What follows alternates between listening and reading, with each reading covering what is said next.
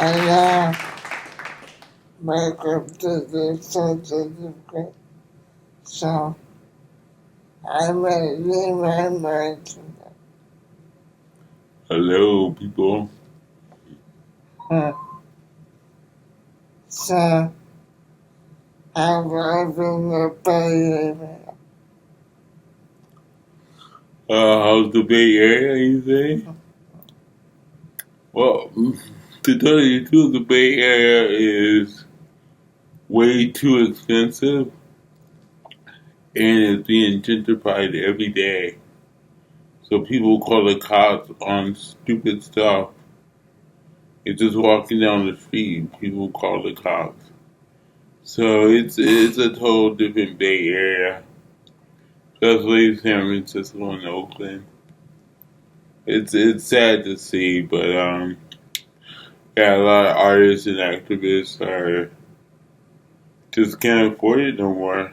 You know, yeah. So, so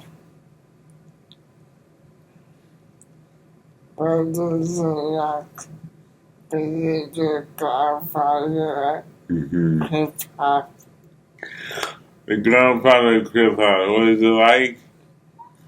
Well, I'm still on SSI.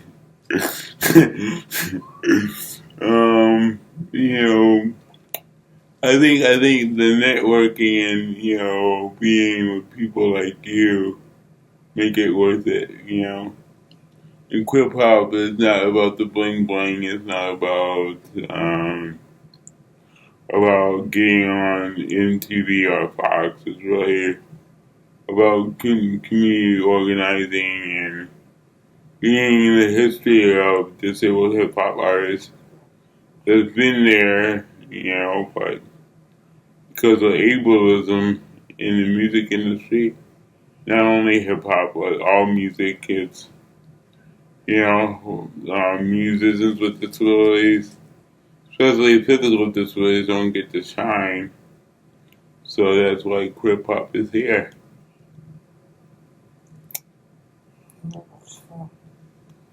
So, you write for Time Magazine in the Bay Area. Yeah, I've been writing for Poor magazine since the early 90s. In fact, I met Tiny Gray Garcia. She's one of the founders of Poor magazine with her mother. I met her when I was doing the open mic scene back in the early 90s in the Bay Area, way before Death Jam poetry. When open mic was really hot because it's really unique and for the people. So I met Tiny at this open mic event in Oakland, and when I met her, she's like, "Oh, Leroy, you said write for Poor magazine." So I've been doing that ever since. Got a column, got two columns. One is called Illin' and Chillin', and I think it was the first online column that dealt with race and disability and police brutality and you know poverty, things that don't make it in the so-called disability rights movement. But yeah, and it's still going strong now.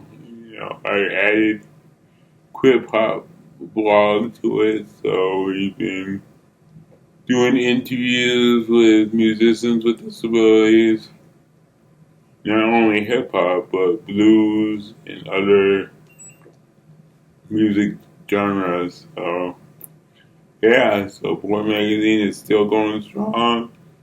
They're doing what's called the Homefulness Project at Oakland, where they buy a piece of land, and they really it's for the community. It's not like a nonprofit run. It's not Section 8 is, it's none of those systems. It's for the community.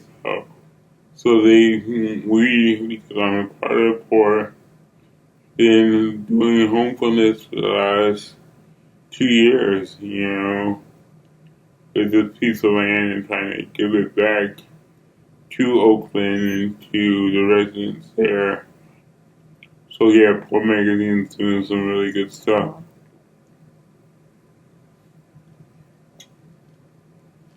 Ooh, the lights went out. Wave my hand. Oh, there you go. I guess he got the hyper.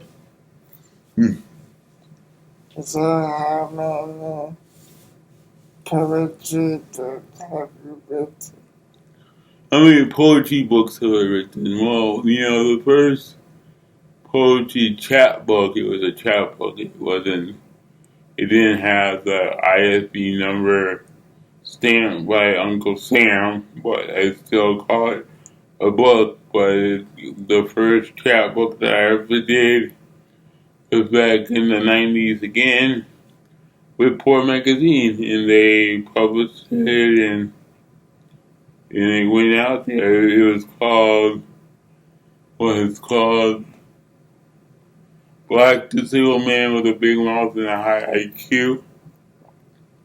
And yeah, it was out there. I sold like 500 copies in one day.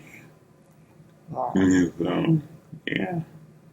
So that was the first book, and my second book is gonna be a quote unquote real book with an ISB number and a publisher. The publisher is called Poetic Matrix, and they're in the Bay Area, and they like my writing. Kim Shook, a friend of mine, a really good poet. We used to do open mic back in the 90s. She and James Down invited me to this press, and John Pearson, who is the editor of the press, really liked the manuscript. So it's coming out in a couple of weeks. That's my first official book of poetry and song lyrics. It's called The Black Cripple Delivers Poetry and Lyrics. Go check it out. Yeah, go check it out. How many cities have you sold from? The broken bodies. Oh wow. That CD Broken Bodies Police Brutality mixtape by Quip Hop and DJ Quad from LA. God, we will never ever do a CD like that because of course CDs don't sell no more. But we bought 1,000 CDs, so we had boxes and boxes of CDs. But now I'm down to a box and a half. So I think it's like 200 CDs I'm down to. So the sell, I really don't sell them. As I do, it's sliding scale from $1 to 1,000. But really, I give them away because people don't buy CDs no more. So I give them away. And like I said, I have a box and a half left. So if people want them, you can contact me at Crip with a K, criphopnation@gmail.com, and I'll mail you a copy. So how do you feel now that you're a bigger part of the Say it again, I'm sorry. How do you feel now that your video project? Oh, yes. The film that Emmett Thor and I did together called Where is Hope? And it's a film about police brutality and people with disabilities. And, we feel good about it. It's out there. It's been doing the rounds in the Bay Area. We had, 3 or 4 open forums and film screening, and now we're here at UC Riverside. And, it's going good. We're going to try to get some more showings on the East Coast. And Emmett and I is trying to really bump up the website, so we're gonna post on this Friday, a music video that I did the lyrics to, and Keith Jones did the music, and Emmett Thor did the video. So it's like a hip hop project. It's 3 Black disabled artists/activists came together to do this video song. So it's gonna go up Friday. It's really about another police brutality case that happened in San Francisco. Musa, this black disabled guy with crutches and with a prosthetic leg, was beaten by 14 San Francisco police officers outside of the Twitter building, another .com company that's taken over the Bay Area. And somebody called the police because he had his crutch up in the air. So 14 cops from the SFPD came out and roughed him up and took him down to the ground. His pants was falling off. They didn't even pull up his pants. And they sat on the guy's legs. So anyway, so that video is about that case and other cases that have been happening to a lot of black and brown disabled people. And the song in the video is called Flip It, We Are a Threat. Because the media always says that people with disabilities in the police brutality cases that they are a threat. So we wanted to flip that story, and yeah, you'll hear it Friday. So if you could be a food, what would you be? Food. I love grapes. Yeah. So I'll be a grape.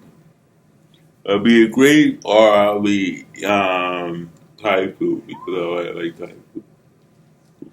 Yeah, Thai food. Yeah. So it's been good talking to you.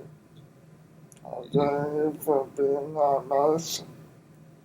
Fight the power. Yeah, fight the power, fight the police, fight Yeah. gentrification, fight the Republicans. Bye. Peace.